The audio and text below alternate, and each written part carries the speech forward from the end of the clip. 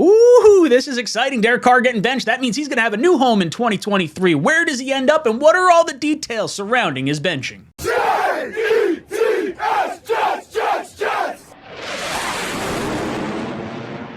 Welcome to Jets Talk. My name's Ryan. I'll be your pilot. If you're new here, hit that subscribe button. If you've been here before, welcome back. I love having you here.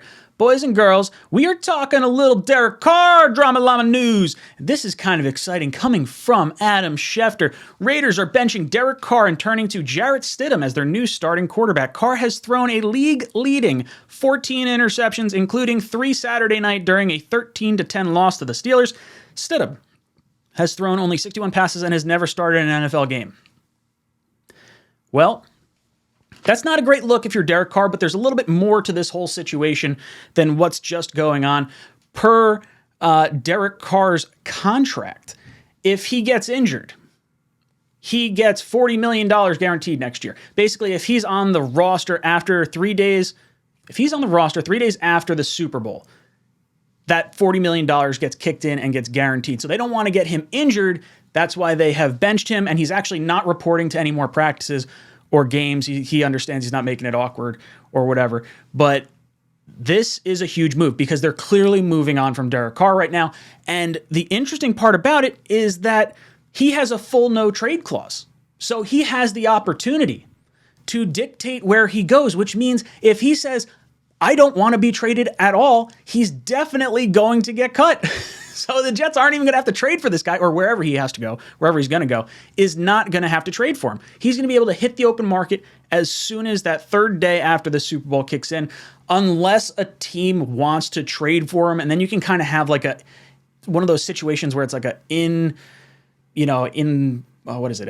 conditional trade as long as Carr waives his no trade clause. I don't think that's going to happen. I think he's going to want to hit the open market. So I think he's definitely going that direction. It's fascinating. And now you might be saying, why would the Raiders do that? They just signed him to a 3-year, $120 million extension this past offseason. But it was like weird because it wasn't really an extension as much as it was guaranteeing this year and gave them a 1-year out. What quarterback ever signs a multi-year extension without it being, with having a 1-year out? That makes no sense. They clearly don't have any sort of faith in Carr moving forward, which makes the Davante Adams trade just a little bit weirder. But whatever. Basically, the Raiders are going to be looking to move on for a new quarterback. This is an offseason that's going to see Tom Brady and Jimmy Garoppolo, both guys who worked with McDaniels in New England. Maybe he tries to lure them to Vegas. Apparently, the Raiders tried to get Gronkowski at one point too, so maybe there's a little family reunion out in Vegas. Interesting stuff. So Derek Carr, as of right now, 61% completion percentage, 3,522 yards, 24 touchdowns, and a lead-leading 14 interceptions. He actually threw 3 interceptions, like Schefter's tweet said, against the Steelers this past week. That moves him 1 interception in front of division rival Josh Allen for the most interceptions on the season. And what's crazy is if this guy, this guy's average. If you're looking at like what this guy has done over the course of his 9-year career, he's basically averaging 4,000 yards, 25 touchdowns, and 10 interceptions. If you had that in a Jets uniform, just realize this: Carr's top years, if you include all the Jets statistics. Now, Namath had his yardage in a 14-game season, so that's a little skewed. But Namath would be 5th on this list, and Carr would own 1st, 2nd, 3rd, 4th, 6th, and 7th on the Jets' all-time passing yardage list by season. And if he played these final 2 games, he would probably be ahead of Namath again, granted the 3 more games, if he just plays to his career average yards per game. So he's still having a good season. There's a lot of Raider fans that are kind of torn on this because I think a lot of them feel like, they've tried it with a few different head coaches with Derek Carr, and it doesn't seem like it's really, getting done. His overall career record, 63-79. He's actually played in 142 of 144 games that he was available for, which is absolutely massive, especially when you're considering guys like Zach Wilson and Mike White, who have had some injury issues. Stability at the quarterback position, and a guy that's putting up records, or not records, but putting up stats that would put your franchise records to shame on a year in and year out basis is it's kind of cool. And yeah, so since Carr has been with the Raiders, since he's been drafted, 32nd ranked defense since drafted. He's never played with a defense better than 20th overall, which means coming to the New York Jets, you're going to have a loaded defense. Now, he actually finished in 2016, he finished third in MVP voting, only behind Tom Brady and Matt Ryan, the two guys that duked it out in the Super Bowl that year. So, like, Carr's a pretty good dude.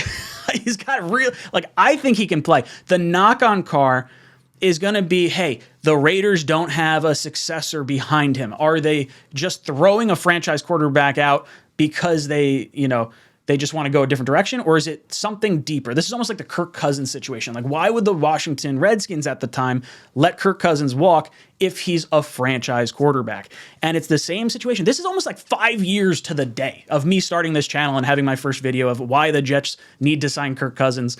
And now this is going to be why the Jets need to sign Derek Carr.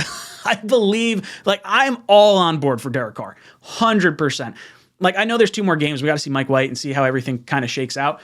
But this guy puts up consistent quarterback stats, is healthy, is a leader in the locker room.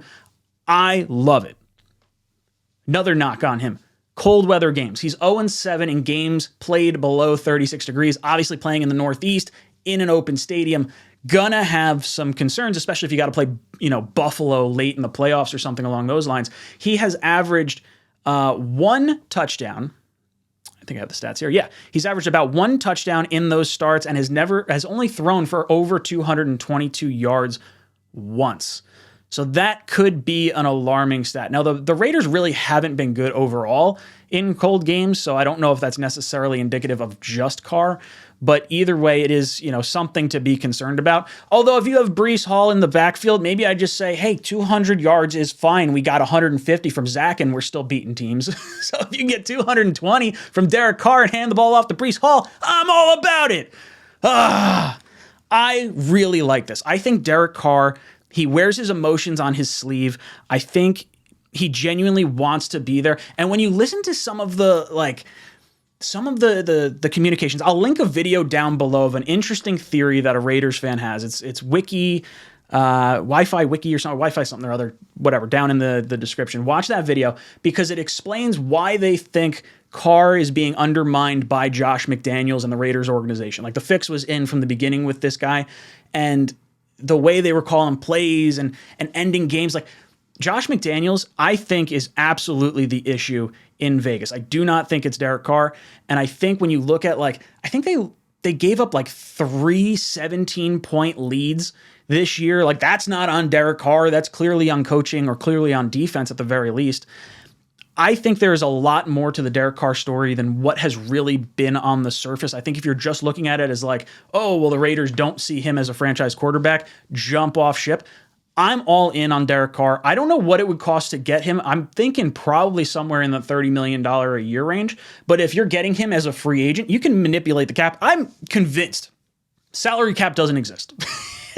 It doesn't exist. This year, Derek Carr had himself a pretty good season. And he even I don't think he had his top 3 wide receivers on the field at the same time. And then Waller wasn't healthy all year. Josh Jacobs has himself a season, but that didn't happen until this year. It's not like he played with Jacobs, playing phenomenally well before this. Jacobs was fine before this. But I think there's a lot more to Carr. I think he's more the scapegoat for this situation than anything else, so that way McDaniels doesn't lose the fan base. But I think the fans are starting to see through it. At least that's what some of my Raiders buddies have kind of talked about. I don't know. Interesting stuff. I want to hear what you guys have to say. Do you guys want Derek Carr? Are you guys riding the Mike White train really hard? Do you want to go with Jimmy Garoppolo? Is there some other sort of situation? Where do you think Derek Carr ultimately ends up? Let me know in the comment section down below. And as always, go Jets.